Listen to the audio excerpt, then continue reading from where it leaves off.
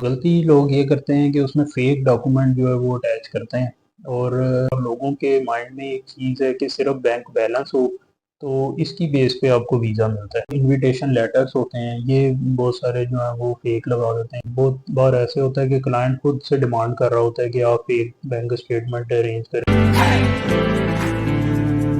बिस्मिल्लाहिर्रहमानिर्रहीम। Visa apply करते हुए अक्सर लोग ये गलती करते हैं और ये बहुत ज़्यादा कॉमन मिस्टेक है जिसके जो है वो कॉन्सिक्वेंसेस आपको बाद में देखने पड़ते हैं। तो गलती लोग ये करते हैं कि उसमें फेक डॉक्यूमेंट जो है वो अटैच करते हैं और उसकी वजह से जो है वो बाद में काफ़ी सारे प्रॉब्लम्स बनते हैं उनके लिए। तो ये मैं इस वीडियो में एक्सप्लेन करूँगा कि फेक डॉक्यूमेंट अगर आप लगाते हैं वीज़ा एप्लीकेशन में, चाहे वो यूके की वीज़ा एप्लीकेशन हो, चाहे वो यूएसए की वीज़ा एप्लीकेशन हो, चाहे किसी भी कंट्री की हो, लेकिन ख़ास तौर पे यूके, यूएसए, कनाडा की जो वीज़ा एप्लीकेशंस होती हैं, क्योंकि डॉक्यूमेंट ज़्यादातर जो अटैच किए जाते हैं यूके की वीज़ा एप्लीकेशन के साथ किए जाते हैं, जो आपने फाइल सबमिशन के साथ जो है वो देने भी होते हैं।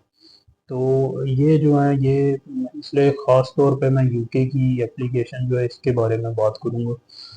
इसमें अब आम तौर पे जो बहुत ज़्यादा कॉमन है, जो फेक डॉक्यूमेंट लोग लगा रहे हैं, उसमें एक बैंक स्टेटमेंट जो है ये बहुत ज़्यादा कॉमन है, क्योंकि बैंक बैलेंस लोगों का नहीं होता और लोगों के माइंड में एक चीज़ है कि सिर्फ बैंक बैलेंस हो तो इसकी बेस पे आपको वीज़ा मिलता है। तो एक तो ये मिसकंसेप्शन जो है ये बहुत गलत है कि अकेला बैंक बैलेंस होने की वजह से आपको वीज़ा मिलेगा। इस तरह का कुछ भी नहीं है। जो आपका ओरिजिनल प्रोफाइल है, जो आपका बिज़नेस है, जो आपकी जो है वो जिस तरह का आपका लिविंग स्टाइल है, तो उसके अकॉर्डिंग जो है वो आपका जो है वो बैंक बैलेंस होना चाहिए। आपकी सोर्स ऑफ इनकम जो है वो उसको रिफ्लेक्ट कर रही है। सोर्स ऑफ इनकम जो है वो आपके बैंक बैलेंस के साथ अलाइन होनी चाहिए। इसके ऊपर मैं कई सारी वीडियो बना चुका हूँ, तो इसको मैं यहाँ पे बहुत ज़्यादा डिटेल में एक्सप्लेन नहीं करूँगा। बैंक बैलेंस किस तरह का होना चाहिए, वो सारी चीज़ें मैं बहुत बार एक्सप्लेन कर चुका हूँ वीडियोज़ में। तो यहाँ पे मैं फेक डॉक्यूमेंट की बात कर रहा हूँ। फेक डॉक्यूमेंट जो है वो बैंक बैलेंस भी हो सकता है आपका, आपकी बैंक स्टेटमेंट जो है वो फेक हो सकती है, उसमें ट्रांजैक्शंस फेक हो सकती हैं। ट्रांजैक्शन फेक होना इससे आपके ऊपर कम से कम बैन नहीं लगेगा, लेकिन आपका वीज़ा लाजमी रिफ्यूज़ होगा। लेकिन जो फेक बैंक स्टेटमेंट है, जो डॉक्यूमेंट ही फेक बना हुआ है, उससे जो है आपके लिए ज़्यादा प्रॉब्लम बन सकते हैं। उसके अलावा जो है आपके जो एम्प्लॉयमेंट के जो लेटर हैं, जो आपकी जॉब का प्रूफ है, जो आपकी सैलरी स्लिप्स हैं, ये बहुत ज़्यादा लोग जो है फेक यूज़ करते हैं, फेक बना लेते हैं, खुद ही कंप्यूटर पे बना लेते हैं। तो ये गलती कभी ना करें। उसके अलावा जो इनविटेशन लेटर्स होते हैं ये बहुत सारे जो हैं वो फेक लगा देते हैं। अक्सर कंपनीज हैं जो सिर्फ बैंक स्टेटमेंट और इनविटेशन लेटर्स जो हैं यही सिर्फ प्रोवाइड कर रही हैं। तो इसको अवॉइड करें, ये कभी भी ना लगाएं। इससे ना होने से भी कोई फ़र्क नहीं पड़ेगा। आपका केस जो है ये फेक अगर आप लगाएंगे तो उससे ज़रूर ख़राब होगा। उसके अलावा अगर वर्क वीज़ा देखें तो उसमें फेक वर्क ऑफ़र लगाते हैं, वर्क ऑफ़र लेटर्स लगा देते हैं।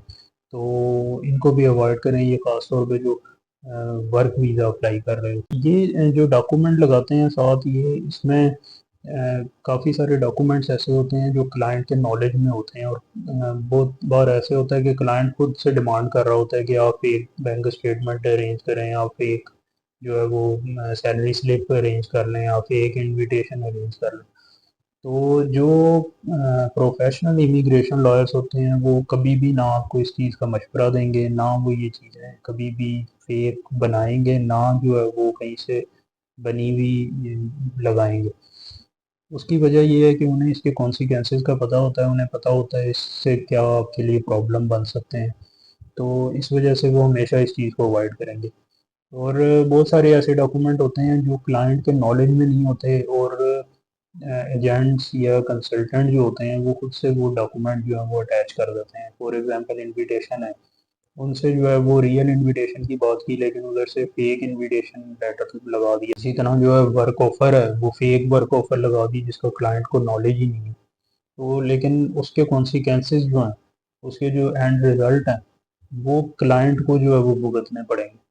तो ये चीज़ लाज़मी आप कंफर्म करें जहाँ पे आपके नॉलेज में ना हो, जिन चीज़ों का आपको नॉलेज हो कि ये चीज़ रियल है, जो आपके अपने प्रोफाइल के साथ डायरेक्ट अलाइन है। फॉर एग्जांपल आपकी एफआरसी है, आपके जो प्रॉपर्टी के डॉक्यूमेंट्स हैं, आपके जो बैंक स्टेटमेंट है, ये तो आपको पता होगा कि रियल है या फेक है। तो ये तो आप वैसे ही अवॉइड करें। और जो दूसरे हैं जो एजेंट्स ने अरेंज करके दिए हैं या किसी थर्ड पार्टी ने या सेकंड पार्टी ने अरेंज किए हैं, तो वो आप लाजमी किसी एक्सपर्ट से जो है वो चेक करवाएं और उनसे लाजमी उनकी ओपिनियन लें। अदरवाइज़ इसके जो रिज़ल्ट्स हैं वो आपको भुगतने पड़ेंगे। फेक डॉक्यूमेंट जो वीज़े के लिए लगाते हैं, तो उसका अब आपको नुकसान क्या होगा? उसका सबसे बड़ा नुकसान तो ये होगा कि आपका जो वीज़ा है वो रिफ्यूज़ हो जाएगा। आपका टाइम ज़ाया हो गया, आपकी मेहनत ज़ाया होगी। दूसरा उसमें सबसे ज़्यादा नुकसान ये होगा कि आपकी जो वीज़ा एप्लीकेशन है वो ज़ाया हो गई। उसमें आपने जो पैसे उसके 50-55 हज़ार रुपया जो लगाया है, उसके अलावा आपने कंसल्टेंट को जो फीस पे की है वो सारी ज़ाया हो गई। उसके अलावा जो है वो जो उसका जो बहुत बड़ा नुकसान होगा वो ये होगा कि आपका जो फ्यूचर का जो प्रोफाइल है वो हमेशा के लिए ख़राब हो जाएगा कि आप फेक डॉक्यूमेंट आपने लगाया था, ये एम्बेसी के रिकॉर्ड में आ गया। वैसे वीज़ा रिफ्यूज़ होता है, वो चाहे 100 दफ़ा भी वीज़ा रिफ्यूज़ हो, उससे कोई प्रॉब्लम नहीं होगी, वो आपको फिर भी वीज़ा दे देंगे। लेकिन जहाँ पे आपने फेक डॉक्यूमेंट लगाया, तो वो उनके रिकॉर्ड में हमेशा रहेगा कि आपने फेक डॉक्यूमेंट लगाया था और उससे आपका इंप्रेशन बहुत ज़्यादा नेगेटिव शो होगा। और जो बहुत ज़्यादा बड़ा नुकसान है वो ये है कि आपके ऊपर जो है वो 10 ईयर का बैन भी लग सकता है। वो एम्बेसी की डिस्क्रिशन है, वो आपके ऊपर 10 ईयर का बैन लगाए, 5 ईयर का बैन लगाए, लेकिन मोस्ट कॉमनली 10 ईयर का बैन लगाया जाता है। इसमें मेरी सजेशन जो है वो ये है कि आप कभी भी जो है वो एक तो फेक डॉक्यूमेंट ना लगाएं, जो आपका रियल प्रोफाइल है आप उसके अकॉर्डिंग अपना केस लेके चलें। और उसमें आपका केस जो है वो जितना अच्छा बन सकता है, फेक डॉक्यूमेंट से कभी भी उतना अच्छा नहीं बन सकता केस। तो एक तो मेरी ये एडवाइस है कि कभी भी आप फेक डॉक्यूमेंट ना लगाएं, जो आपका रियल प्रोफाइल है आप वो शो करें, आप उसको डिफेंड करें और उनको रियल डॉक्यूमेंट के साथ डिफेंड करें। तो ये बहुत ज़्यादा जो है वो इम्पोर्टेंट है।